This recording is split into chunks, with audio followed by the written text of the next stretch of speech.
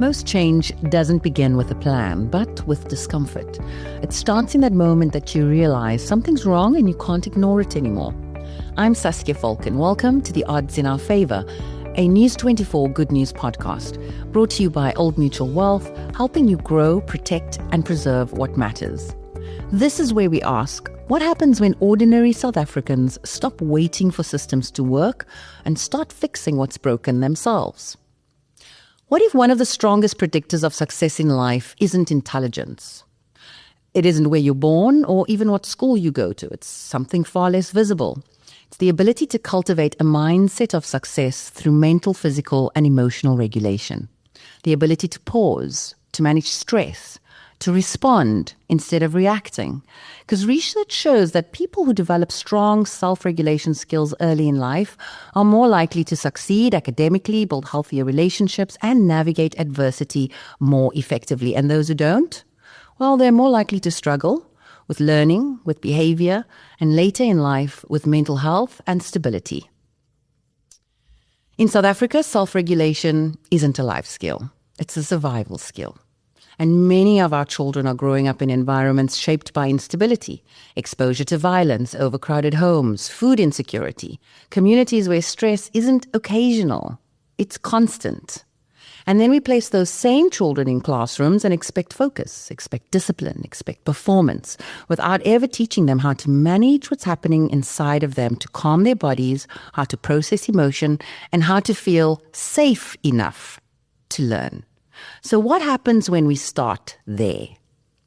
Today I'm joined by Jana Kretsma from the Earthchild Project, who co-founded this initiative along with Nokupiwo Jada, and it's a non-profit that offers complementary education to under-resourced schools, and they're using yoga and life skills to teach connection to self. Jana, thank you so much for joining us today. Thank you so much for having me. I'd love you to take us back to the beginning. Where do you think your passion for nurturing and developing others, especially young people, began? Well, I would say probably after school, I was introduced to yoga for the very first time.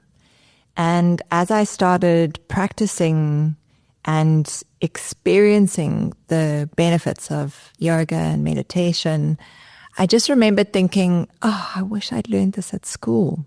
Wouldn't this have been a great skill to learn from a young age? Such a practical skill for life. And when I finished school, though, I didn't know what I wanted to do when I grew up and started studying business science. But in the second week of my second year, I was just, this is going to make me miserable. This is not what I want to do with my life. And I'd always been really fascinated in understanding people and how we work and culture and society. And so I switched to psychology and social anthropology. Nice. And I would say it was really in the social anthropology that this journey began in some way, because I really loved the perspective that it gave me in terms of really understanding the root causes of some of the challenges that we saw in society. And I finished my undergrad and I was like, okay, enough theory. I got to put this into practice. I don't know exactly what I want to do. I feel like my dream job doesn't exist. I'm going to have to make it up. And all I know is it has to be involved in making a positive difference in some way. And I really feel like experiential education is key. And so I took the University of Life and worked for a year and then went traveling for a year. That idea of wanting to make a difference, where do you think that came from? I guess it's hard to really know. I think the social anthropology perspective had planted some seed of giving me insight into where some of the challenges were. But I guess there was maybe also just something in me from a very young age that I think I've always cared very deeply about people, about suffering, and wanted to, I guess from school years, loved working with children, loved being part of social impact projects from a young age.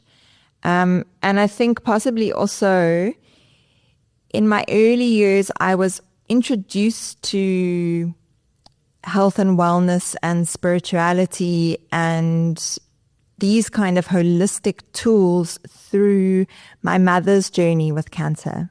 So she was diagnosed with cancer when I was 5, and when I was 10, she passed away from cancer. But during her journey, she was introduced to meditation and affirmations and visualization and holistic health and wellness. And so I think from that very young age, through her journey, I was introduced to these tools. And I saw the impact that it had on her and her life and her extending the prognosis through these tools and practices. And so I guess it's some combination of all of these things. It's hard to really pinpoint one thing. I think it's a combination of something that's inherent in me. Like I do feel like this is my life's purpose. I'm very grateful that that feels clear. But all these different life experiences, I think, led to that desire to, I think there's maybe also something about feeling empowered to take responsibility. I guess through the experiences that I had, I was like, well, there's a lot of challenges and things in society that I really feel could be better than they are. And can start with me. My expectation is not for somebody else to solve those problems. It's like, I want to be part of the solution. Yeah. Tell us how you met your co-founder, Knox. Yeah. Well, maybe to take one step back is I went to South America for a year. For the first time, I got to experience human beings living in a way that I'd only ever believed was possible. Right. So living in harmony with nature, really being on their own personal journeys of self-development and health and wellness, being very conscious of how they lived with each other, how they communicated with each other. And it was this lived, embodied experience of human beings have the potential to live in a different way. It doesn't have to be the mainstream way that has led to a lot of suffering for humans and the planet. And so while I was there, I read a book called Autobiography of a Yogi by Paramahamsa Yogananda. And he was one of the first yogis from India to take meditation to the West. And in this book, there's literally, I think it's one paragraph where he describes a school he started in India where children did academic subjects, but they also did yoga, mindfulness, meditation, and they would have lessons outside under the trees. And I literally read that paragraph and I was like, this is what I want to do. I booked my ticket back early because I was like, I want to come back to South Africa and I want to bring this into the schools here. And came back with that idea, started volunteering at a school in Woodstock, Chapel Street Primary. Yes. And kind of made it up as I went along. I was teaching yoga and meditation to the children. We set up a huge, big organic food garden. And through that experience of volunteering at the school for a year, I saw that a lot of other nonprofits were coming into the schools, running a workshop for a week or two. And because I was there throughout the year, I saw that very little of these initiatives were sustained because teachers just didn't have the capacity, yeah. And that's where the initial idea came to put a full-time facilitator into a school who would almost become like a member of staff, but their role was to introduce these holistic experiential education tools and practices into the school. Had that idea. And literally a week or two later, a friend of mine shared this idea with one of the co-founders of Earthchild Clothing. They loved the idea. It was very aligned to what their brand and company was about.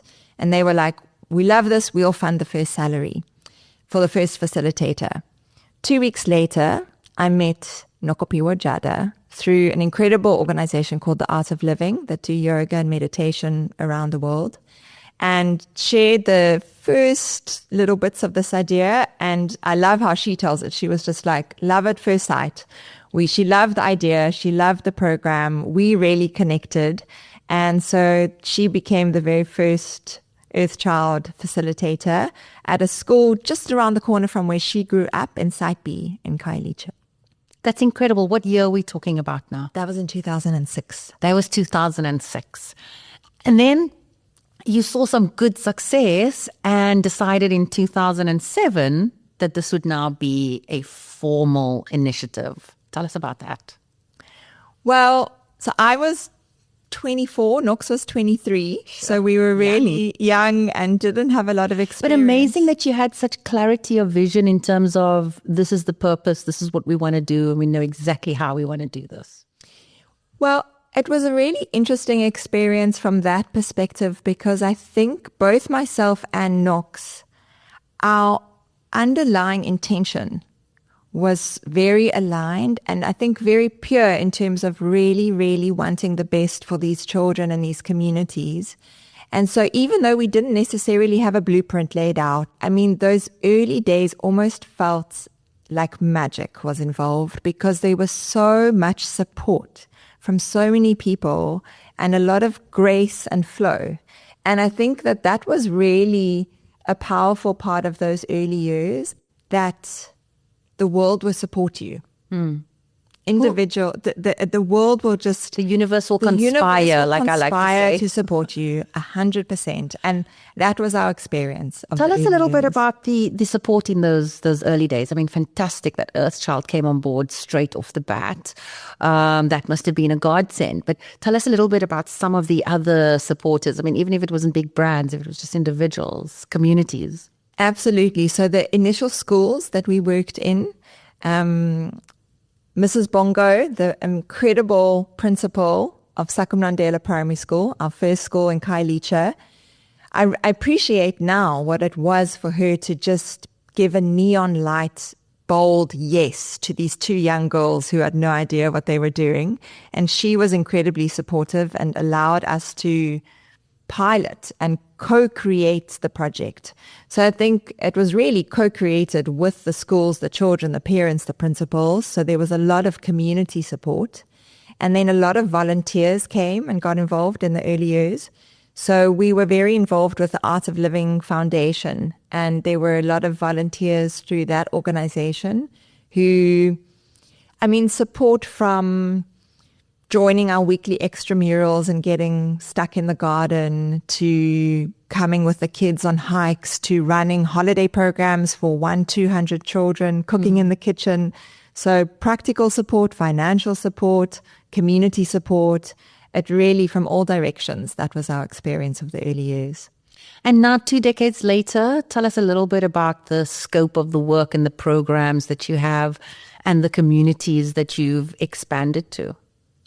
So it's really been almost 2 decades now of learning and growing quite organically. And I feel really proud of where we are today. I feel like we've learned a lot.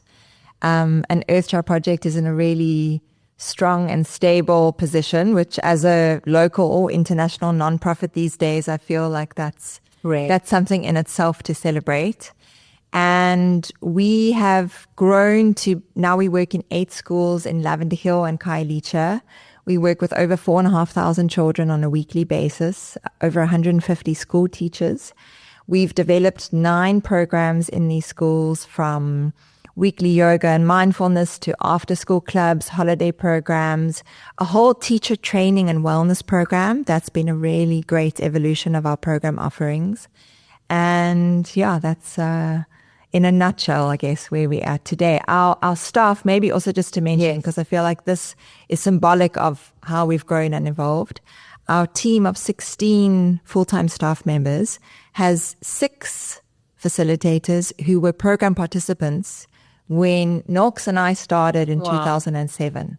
So we have young people who went through the program from when they were 9, 10 years old up to our high school young leaders program, gap year internship programs, to full-time staff members. Incredible. I want to focus now a little bit on your living classroom model. This is where you work with the teachers in the classrooms to encourage this holistic education experience. Tell us a little bit about that program and then how the yoga and the mindfulness comes into it. I think one of the ways that we've been able to really have the biggest impact in the schools that we work in is because we have integrated our programs into the curriculum, and therefore we work with the children during class time. So in our 8 schools, all the foundation phase classes have 1 week they'll have yoga and life skills and meditation, and the next week they'll have worm farming and gardening. So both the environmental side and the yoga, life skills, health and wellness side are integrated into the curriculum, into the class time, working together in partnership and collaboration with the school teachers. And so I think that's been a real way in which we've impacted the whole school community, is because it's really integrated into the school day. Wealth is about more than just numbers. It's about what you're shaping, your ambitions, your priorities, your legacy. That's why Old Mutual Wealth partners with skilled financial planners to bring the expertise of a leading wealth manager to your strategy. They help you make sense of both local and global opportunities, offering clear strategic insight so you can make confident decisions, whether you're building your wealth, protecting it, or shaping your financial future. Take your wealth further. Just tell us a little bit about how the work, because I know it's quite carefully formulated and designed to also complement the school curriculum. So how does that actually work? Talk us through how it works with the school curriculum and what teachers already have to do. Yes, well, I think that's the pros, that we really like a resource or an asset for the school teachers. So much of the foundation phase curriculum, I think, could be taught through yoga and life skills and the environmental program. Because a kids yoga class and an Earthchild kids yoga class isn't like the kind of yoga class you might do if you went to a studio for an adult class. So it has to be fun and engaging and dynamic and have interesting themes. So I'll give an example of, we have a specific yoga pledge that we start every lesson with. We have songs, icebreakers, games, rhythms, and all of these things are part of the life skills curriculum, because there's so much learning that happens through icebreakers and rhythmic games, coordination, and then we'll have lesson themes that cover a whole scope of what's in the curriculum, from understanding your immune system, knowing what healthy food to eat, to emotional intelligence, friendship, communication, empathy, to knowing about your senses. And so there's many themes that we integrate into these lessons. And then, of course, we've got the actual yoga postures, breath work, meditation. So I know that sounds like a lot, but we managed to weave that into a 45-minute children's yoga lesson in a way that they are having so much fun, but there's a lot of learning that's happening on a physical, mental, and emotional level, while they're just having fun and moving and playing. And complementary to what they would be learning in the classroom anyway. So it's quite easy for them to see what holistic feels like, if I can put it that way, as opposed to a thinking, how does this all fit together? It actually just seamlessly integrates. Absolutely. And I think the work that we've been doing with the school teachers has really deepened that, because we are doing health and wellness for the school teachers on a personal level. So they do weekly yoga and nature walks. And then there's a teacher training program. And so as the teachers are actually experiencing these practices themselves and the benefits, it's incentivizing and motivating them to extend what Earthchild is doing with them into the classroom. So a lot of the teachers are not only using the lesson themes, the games, the songs, the icebreakers, but they're actually using the yoga and meditation tools with their children. So if the children are particularly rowdy after break time, they'll play one of our guided meditations to calm them and get them to focus. Before exam times, they'll do visualizations and meditations with them. So they are really extending what we are doing into the classroom. And then, Jana, from an impact perspective, after almost 2 decades, what have you seen in these schools in terms of improvement in these other numbers that people are always chasing, like the academics? I'm more interested in the calm and the ability to let's say, produce kids who are emotionally intelligent and secure within themselves? What have you seen? This is something that we've really been investing in tracking over the last 5 or 6 years, because it can be quite an abstract or tricky thing to really measure. But a couple of examples or the kinds of metrics that we are looking at is getting feedback from the school teachers in terms of, are the children calmer? Are they more confident? Are they taking on more leadership roles? Are they fighting less? Are they, focusing better in class? And across our 100 living classrooms, between 80 to 90% of the feedback from the school teachers is yes, yes, yes, for all of those kind of things.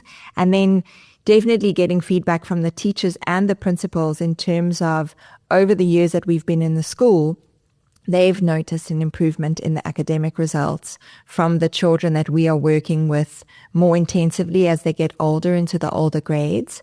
And even though that wasn't our primary intention or aim, it makes a lot of sense. And I'll never forget, one of the Lavender Hill school teachers once said to us, it's so interesting, after my class does yoga, their maths is better. Like if I do maths after yoga, they can do the maths better. Interesting. And she had the insight. She was like, in Lavender Hill, so the children are experiencing daily, weekly violence and trauma. And she was saying, how can children be expected to focus and perform if they're in the state of fight or flight, if their nervous system is like on edge, on high alert? I don't think any adult could do it, let alone expecting a child to. And her insight was that after the yoga class, the children had been able to calm down sufficiently so that they could actually really focus on the task at hand. And I think that I was so grateful for that coming from her, because that really is, a lot of adults might do things like yoga or meditation as a way to de-stress, or as like a bit of a self-care luxury. It's often perceived as that. It's like a luxury, right? But I think for children living in areas where on a daily basis they are experiencing these kind of challenges, that it's not about equipping them with a tool for their future. It's about giving them a practical tool to be able to deal with the challenges they are experiencing on a daily basis, and to be able to regulate their nervous system, to find just some calm and peace in their day. It's not uncommon at the beginning of a year, when children haven't done these practices before, at the end of a yoga class, when it's time to do the relaxation, many children won't close their eyes, because they don't know what it feels like to be safe, to feel safe enough in a space to close your eyes. And then it's beautiful to see, as the year progresses, how they find that safety to close their eyes, to the point of, just to say, one of the best life experiences you can have is to join like a kids yoga class of 40 children, like 6 or 7 years old. And at the end, when they are deep in relaxation, the way that it feels in that classroom is quite an unforgettable embodied experience, because at the end of these classes, when you have 40 children lying deeply relaxing, you can really feel the shift in the space, and many of the children fall asleep. But again, this is the feedback we're getting from the teachers and our facilitators, is a lot of the children live in homes and communities where maybe they're actually not getting good sleep because of the gunshots or the shebeen next door. And so it's really wonderful. Obviously, it's not solving all the problems, but just that we can give these children one space where they can feel safe, loved, nurtured. I think that is really a gift that can give them, because that can then become a space that they can revisit inside themselves. Because ultimately, you don't need anything to practice these, Yes. to practice yoga, to practice meditation, to have the tools to know how to pause, take a few deep breaths, close your eyes, connect with your body, connect with your senses, and that you know that will shift the way that you feel. And the way that you respond to the world. Absolutely. And it's incredible. We'll have 9-year-old children say, if my parents are fighting at home, I find a space to do meditation. If my little brother's annoying me, I would usually fight with him, but now I take a few deep breaths and I respond differently. Literally, we have this kind of feedback coming from children, primary school children, sharing the ways in which they are integrating these tools and practices and then navigating their challenges in a very different way and ultimately that will lead to making very different life choices. I want to pick up on, you said a lot of your schools in Lavender Hill and Khayelitsha. I know that you have the Crown Sisters Girls Club for adolescent girls. It's very well documented that young girls in these areas are at high risk of sexual violence. I think 41% reported rate for primary school girls in Khayelitsha, and that's according to the Human Rights Council report in 2018. Obviously, there's lots of other social ills there. So we were talking about alcohol and drug abuse, gang violence, school dropouts, teen pregnancy. How does mindfulness and yoga help these young girls and young boys as a tool to cope with this kind of social ills that they're surrounded with every single day? Well, this side of things has really been where I feel like I've learned a lot over the past 2 decades of just how deeply and far-reaching these kind of tools can influence a young person's life journey. I mean, I'll give a story that first really opened my eyes to this. In the early years, one of the incredible young women who went through our program from when she was about 10, Soso, she was one of our young leaders in the high school program. And I think when she was in about grade 11, we were on a leadership workshop and I was chatting to her, asking her, like, what do you do on the weekend or after school? And she had a little sister who was 10 years old. And she was like, oh, I play with my little sister and her friends. And I was like, well, why are you playing with your little sister on the weekend? She's like, I really don't connect with or want to spend time with a lot of my peers. And she explained how many of them have dropped out of school, some had fallen pregnant, others were getting involved with drugs and alcohol.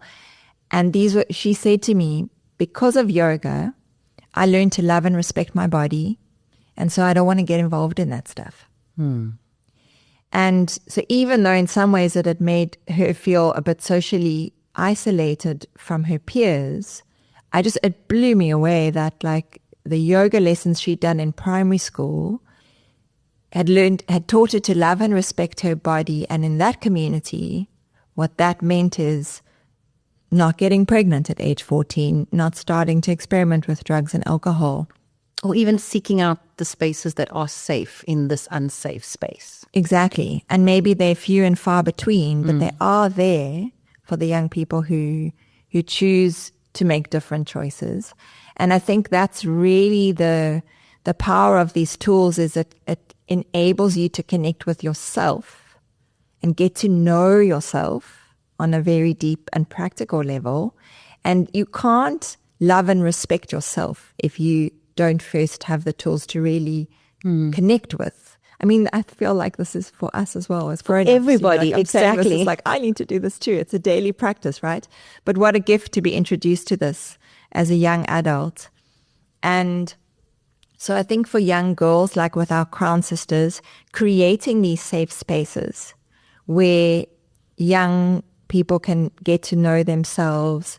I mean, one of the young Crown Sisters that we interviewed recently, she said she never used to really like or love herself at the beginning of the year. And through this program and through really having a safe space, also to form trusting, strong relationships with the Earthchild facilitators as positive role models and her peers had really enabled her to see herself in a different way. And so again, she was making different choices.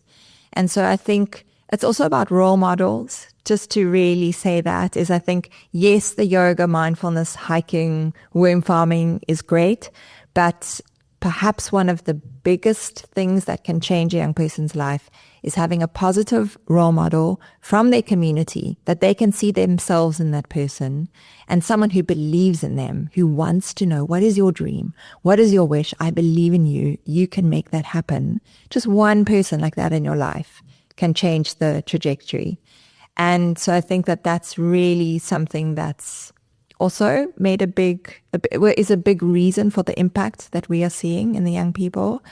And just to say also, I think that for young boys and young men, that I just wish everyone could meet and experience some of the young men who've been through our program, because I think especially like the two of our team members who grew up in these communities, one is a young man from Khayelitsha, and he's now our green team leader.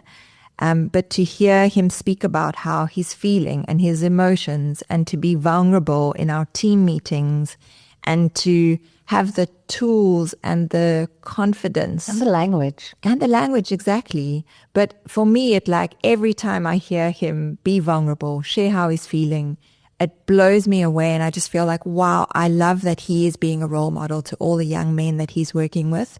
Because I think if young men and boys had to learn these tools, we'd actually really be getting to the root causes of a lot of the challenges that maybe women and girls are experiencing in South Africa.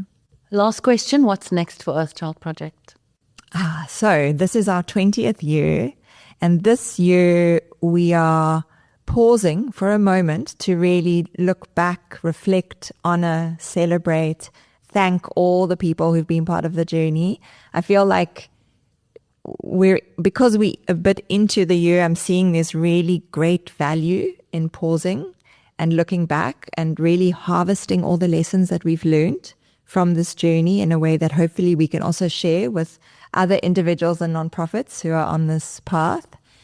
And then it feels like a pause before a new chapter, where I think what we've been doing now for the past 20 years, maybe back in 2007, yoga, mindfulness, organic gardens, holistic health was a little bit fringe and new. I feel like we're getting a lot of interest from all different directions, because thankfully it's become far more accepted and embraced in mainstream, the need to empower young people with mental health tools and look after our health and wellness in a more holistic, practical way.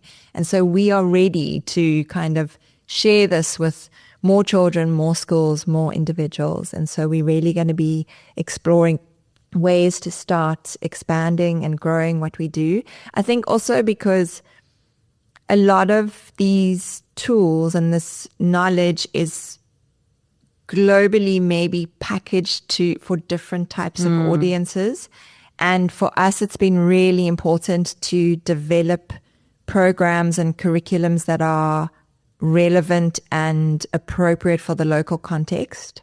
So a lot of what we are doing may be quite new for the communities, the cultures, the religions, the contexts in which we work. And so, and just the age of the children, for example. So I think what we've really done over the past 20 years is learn how to create programs that introduce these tools in a way that is South African and contextually relevant. 100%. So we're really excited to find ways to start sharing this with more South Africans. Well, Diana, I want to say thank you for sharing your story with us today. Your work is reminding us that transformation doesn't always start with infrastructure or with policy. Sometimes it starts with something much smaller, a breath, a moment of stillness, and a child realizing that they are way more capable than what they ever thought. Because when children are given those tools to regulate and to reflect, they don't just perform better in school, but they actually grow into adults with invaluable skills for navigating life's challenges. For listeners, this episode is a reminder that education isn't just about information, it's about formation, about shaping human beings who are resilient, aware, connected to themselves and to others and to the world around them. And that kind of change often starts quietly. To learn more and support their work, you can visit earthchildproject.org or email info@earthchildproject.org.